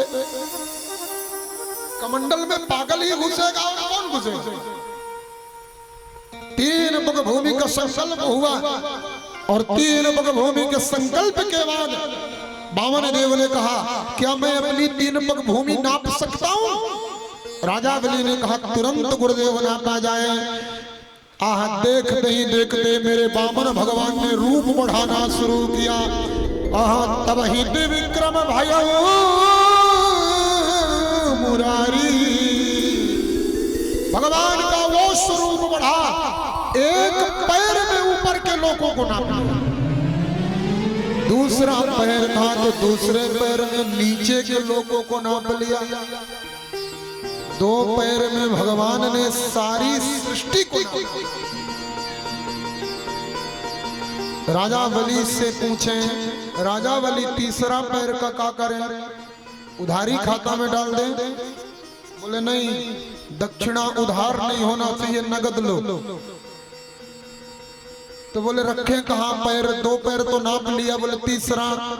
अच्छा गुरुजी एक बात बताओ, बामन भगवान से राजा बलि ने पूछा महाराज दान देने वाला बड़ा कि दान लेने वाला बड़ा? ध्यान से सुनोगे तो बात समझ में आएगी। दान देने वाला बड़ा कि दान लेने वाला बड़ा? बामन भगवान ने कहा भैया बड़ा तो दान देने वाला होता है, क्योंकि हमेशा दान देने वाले का हाथ ऊपर रहता है और लेने वाला हमेशा नीचे होता है। तो बड़ा तो दान देने वाला है महाराज। तो राजा बलि ने पूछा यहां तुम्हारे में और हमारे में बड़ा कौन है? बामन भगवान ने कहा हमारे में और तुम्हारे में तुम बड़े हो। क्यों? क्योंकि तुम दान देने वाले हो, मैं लेने वाला। अच्छा प्रभु एक बात बताओ, ये शरीर क्या है? वामन भगवान ने कहा ये शरीर भी तो मिट्टी है। एक काम क्यों नहीं करते कि शरीर को ही जमीन मान करके शरीर को ही नाप लो। जो तीसरा पग बाकी है वो मेरे सिर पर रख दो भगवान, और सिर पर रख करके तीसरा चरण पूरा कर लो। वामन भगवान ने तुरंत अपना श्री चरणारविंद राजा बलि के माथे पर पधरा दिया। बोले वामन भगवान की जय हो। तीसरा पैर से महाराज नाप लिया। वामन देव ने राजा बलि के मस्तक पर रख करके, मांगो राजन तुम्हें क्या वरदान दूं? राजा बलि ने कहा महाराज हमें बिल्कुल न चाहिए। क्यों? बोले पाने के लिए बाकी क्या है जो मांग लूं? अरे भगवान मेरे सामने भिखारी बन करके खड़ा है, इससे बड़ा सौभाग्य और क्या चाहिए? फिर भगवान के चरण मेरे माथे पर पड़े हैं, अब बाकी क्या है मांगने की बात करके? एक काम करो, मेरी पत्नी से पूछ लो, शायद कुछ चाहिए। राजा बलि की पत्नी के पास वामन देव गए। माता जी कुछ चाहिए तो मांग लो। राजा बलि की पत्नी कहती जवान संभाल के बात करना, महाराज ने ठीक होगा नहीं। हाँ हाँ, अरे किसी की भी पत्नी के सामने पति का घर कोई लूट ले जाए फिर पूछे कि कुछ मांग लो हमसे। मांगो मांगो। राजा बलि की पत्नी कहती सुनो महाराज, हाड़िल त्याग दई मही को, फिर लौट के पैर धर्यो महीना ही, चकई रैन को कंत तजो, फिर हेरत कंत को शत्रु की नाही। कब कब के प्रभु दाता भये, मेरे द्वारे आए पसारे हो पाही, चाहे लौट के गंगा उल्टी बहे, भिख मंगन से हम मांगत नाही। अरे आप खुद भिख मंगे हो, आपसे हम मांगे? राजा बलि की पत्नी हूं मैं, देना जानती हूं, भिख मंगों से मांगना नहीं। वामन भगवान ने कहा माता जी का मैटर टाइट है, माता जी के सामने दाल नहीं गलेगी, आप कुछ मांगो। बोले दोगे? बोले हाँ। वामन भगवान ने कहा रुको राजा बलि, मैं तुम्हें पाताल का राज्य सौंप रहा हूं, जाओ मेरा आशीर्वाद है, तुम पाताल के राजा बन जाओ। वामन भगवान से राजा बलि ने कहा एक ही शर्त में। बोले शर्त क्या होगी? राजा बलि ने कहा जब अपने घर से बाहर निकलूं तो दरवाजे में तुम्हें खड़ा पाऊं, अब बाहर से घर के भीतर घुसूं तो दरवाजे में तुम्हें पाऊं। मतलब चौकीदार बन जाओ। दरवाजे में कौन खड़ा रहता? बाहर निकलो तो दरवाजे में कौन खड़ा मिलेगा? चौकीदार। भीतर से बाहर आओ, बाहर से भीतर जाओ, दरवाजे में कौन मिलेगा? चौकीदार। आप प्रेम है साहब। वामन भगवान ने आशीष दिया, तथास्तु, जाओ ऐसे ही होगा। प्रेम से आइए महाराज, 3 पग में संपूर्ण लोगों को नाप करके गुरुदेव के चरणों में भगवान ने समर्पित किया। देवराज इंद्र को स्वर्ग समर्पित किया। आइए बड़े भाव से, क्योंकि समय बहुत ज्यादा हो गया, नंदोत्सव की यात्रा में चलना है। 52 चरित्र की कथा को श्रवण उपरांत आइए श्रीमद् भागवत महापुराण में श्री राम कथा का वर्णन आता है सूक्ष्म में। एक बार भाव से सब लोग प्रेम से शांतिपूर्ण बैठ करके 1 मिनट राम नाम कीर्तन करेंगे, उपरांत आगे की कथा में हम लोग तुरंत प्रवेश कर जाएंगे। श्री राम जय जय राम, श्री राम जय राम जय जय राम, बोलो श्री राम जय जय राम, श्री राम जय जय राम, ओ श्री राम जय जय राम, श्री राम जय जय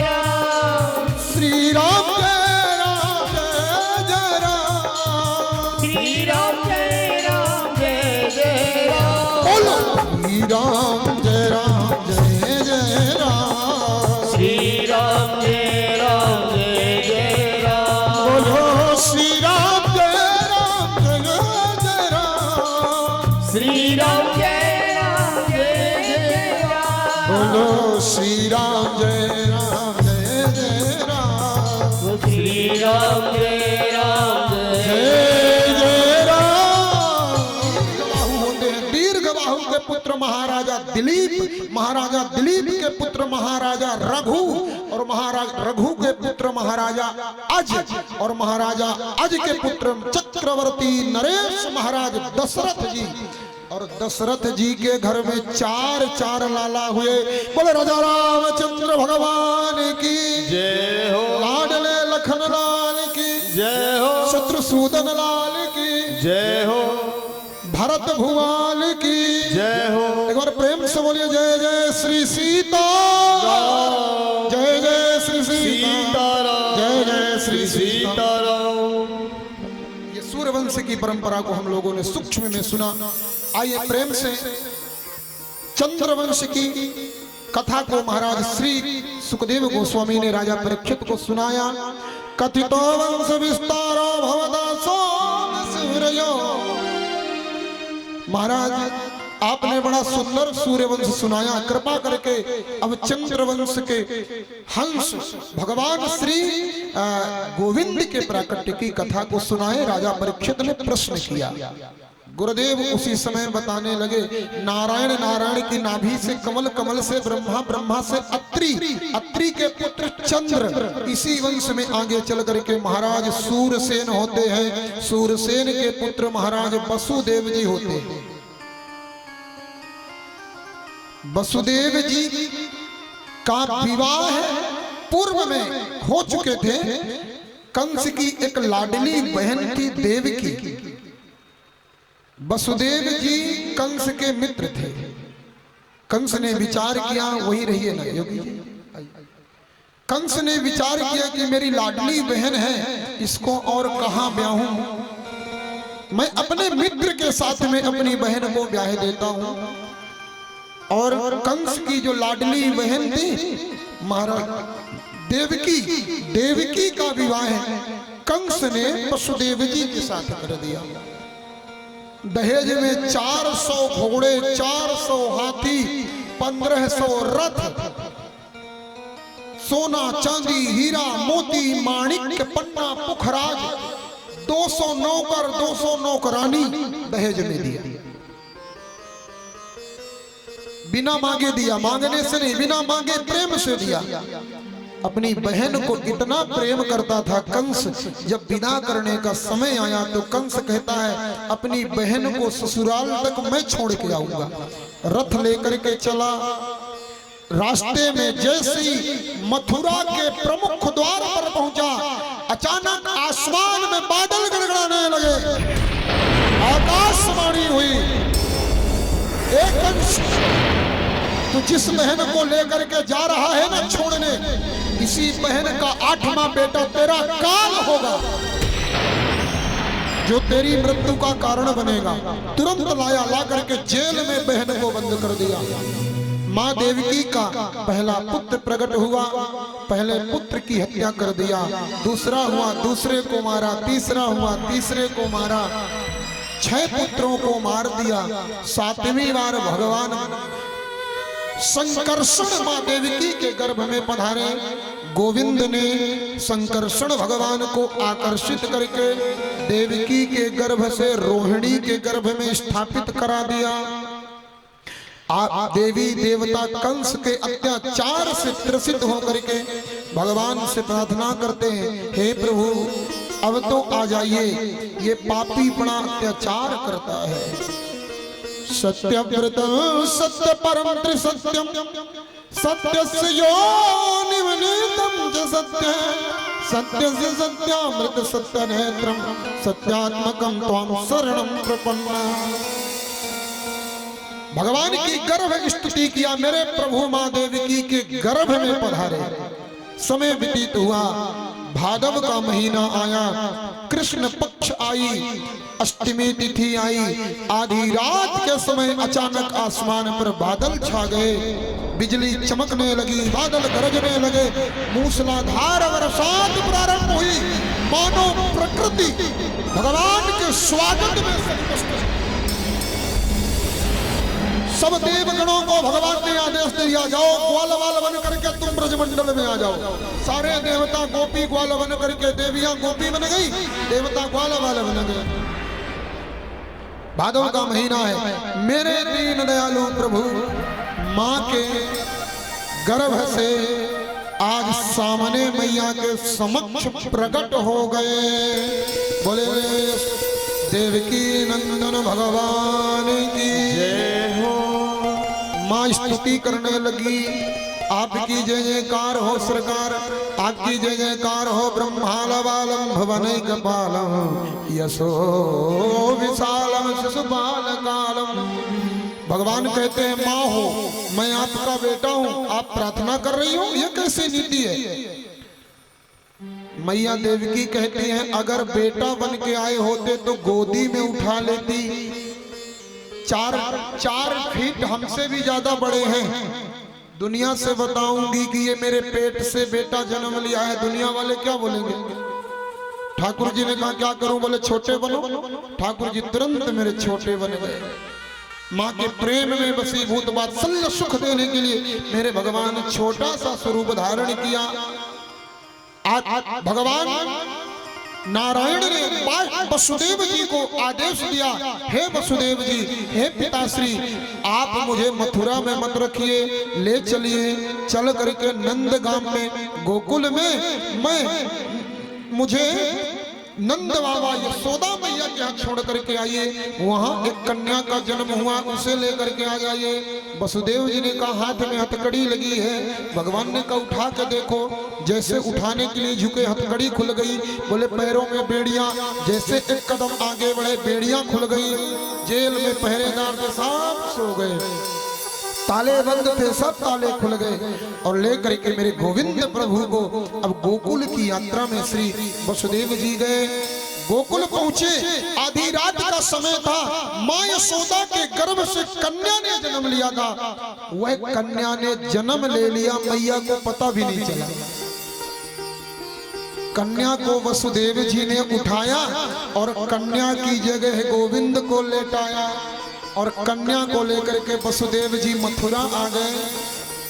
गोविंद को यशोदा के पास लेटा करके और मैया यशोदा का आंचल भगवान के ऊपर डाल दिया।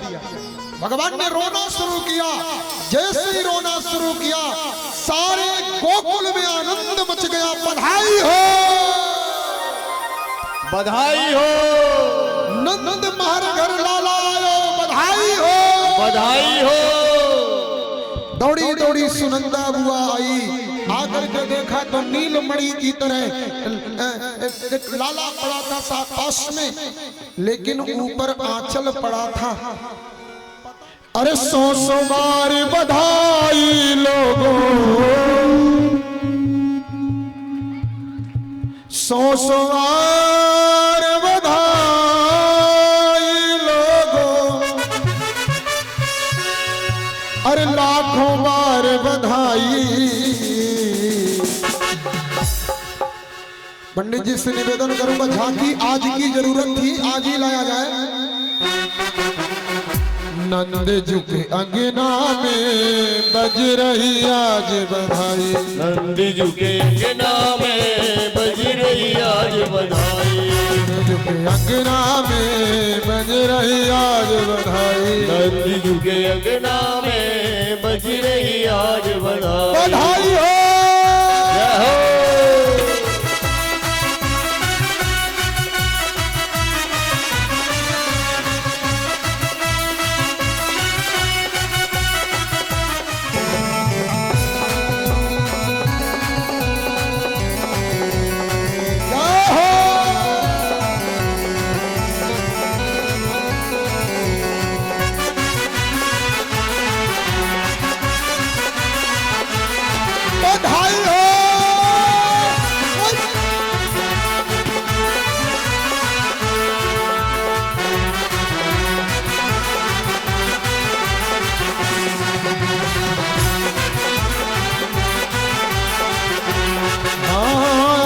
लाखों बार बधाई लोगों, लाखों बार बधाई लोगों, लाखों बार बधाई रे लोगों, लाखों बार बधाई लोगों, 100 बार बधाई।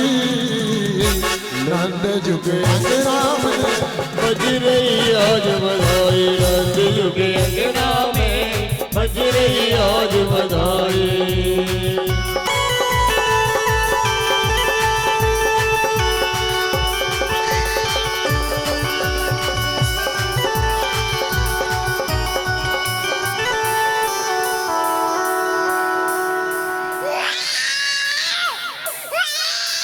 बधाई हो, बधाई हो, बधाई हो, बधाई हो, बधाई हो, नंद के लाला के जन्म की बधाई हो। बधाई हो। अरे भैया एक बार आप लोग भी बोल दो ना जोरदारी के साथ में, बधाई हो। नंद महर घर लाला जायो, बधाई हो। बधाई हो। आइए उस उत्सव में सम्मिलित होंगे हम लोग बड़े प्रेम से, बड़े भाव से, प्रेम से कुंज बिहारी श्री हरिदास राधे राधे।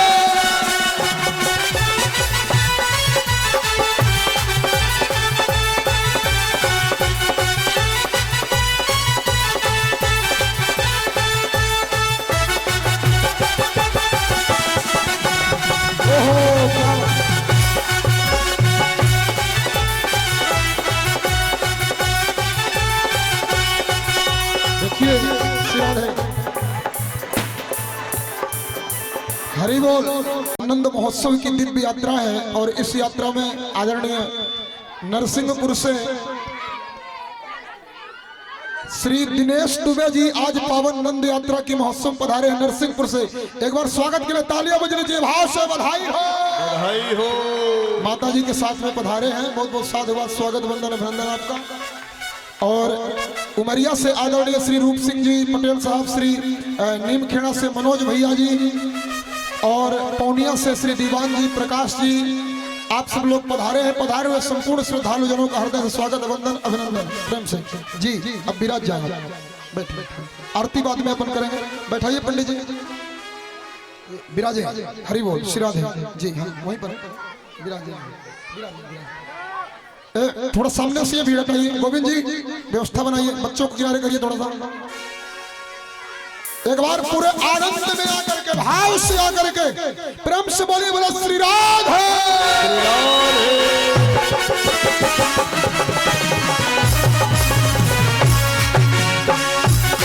हरि बोल। एक बात बताना, नंदोत्सव की उसी खुशी किसे किसे, दोनों हाथ ऊपर करके बताना भला। आनंद में हो, पक्का दिल से बोल रहे, झूठ तो नहीं बोल रहे, ठाकुर जी के दरबार में हो। जितने लोग आनंद में हैं मुझे दिख जाएगा। जिसे जिसे भी ठाकुर जी के जन्म की खुशी है ना, वो चाहे 2 ही ठुमके नाचे, रेडी।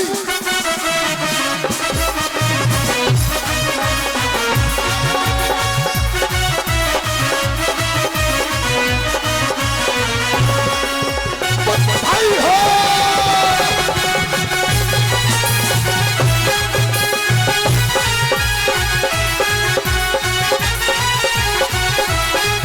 भैया चौकी वगैरह का प्रेम से हरि हरि बोल।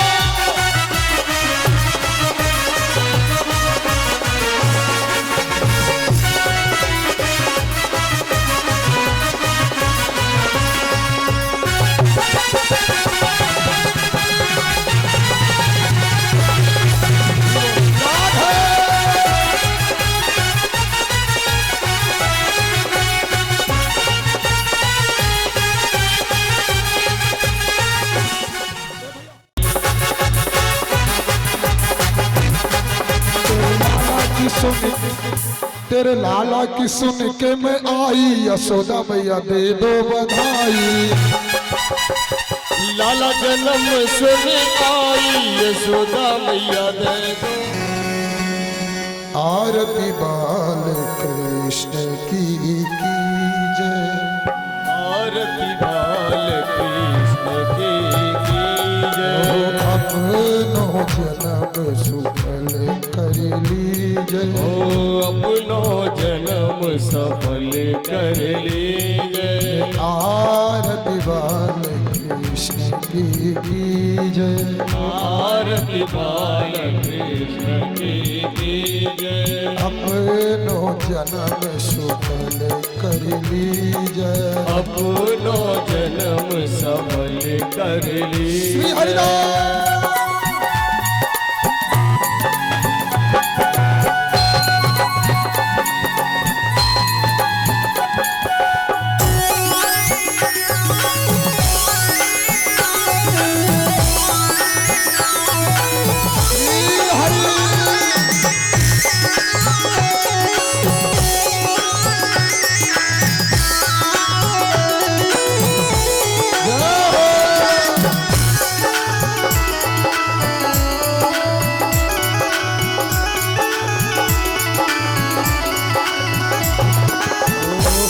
यशोदा को परम दुलारो। श्री यशोदा को परम दुलारो। बाबा की अखियन को तारो। बाबा की अखियन को तारो। गोपिन का प्राण सो प्यारो। गोपिन के प्राण को प्यारो। पर प्राण न्योछावर की जय। आरती बाल कृष्ण की जय। बलदाऊ को छोटो भैया। बलदाऊ को छोटो भैया। कटुआ कहे कहे बोल राखी मैया। कटुआ कहे कहे बोल राखी मैया। परम मुदित मन लेत बलैया। ओ परम मुदित मन लेत बलैया। इनको श्याम से नमो की जय। आरती बाल कृष्ण की जय। तो तरी बोलनी मधुर सुहाव। ओ तो तरी बोलत मधुर सुहावे। ओ सखन संग खेलत सुख पावे। ओ सखन संग खेलत सुख पावे। सोई सुकृति जो इनको ध्यावे। सोई सुकृति जो इनको ध्यावे। अपनो सर्वस को दीजे। आरती बाल कृष्ण की जय। श्री राधा वर सुघर कन्हैया। श्री राधा वर सुगर कन्हैया। ब्रज जन को नवनीत खवैया। देखत ही मन लेत चुरैया। देखत ही मन लेत चुरैया। अब इनको अपना कर लीजिए। आरती बाल कृष्ण की जय। कर्पूर गोदम करुणावतार। संसार सारं